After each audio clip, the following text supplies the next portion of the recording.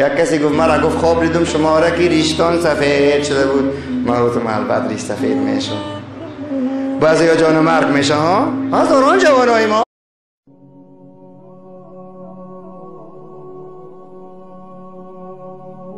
اصلی را گرفته بتوانیم و از چرا دعای ما قبول نمیشه؟ چرا ما اتفاق نمیشیم؟ چرا این کافرهای کارا را سر ما کرده میتونه؟ ما از شما سوال میکنم.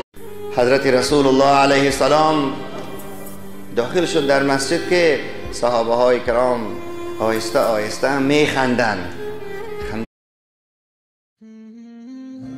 يذكرون الله قياما وقعودا وعلى جنوبهم. خواب که میشه پالوی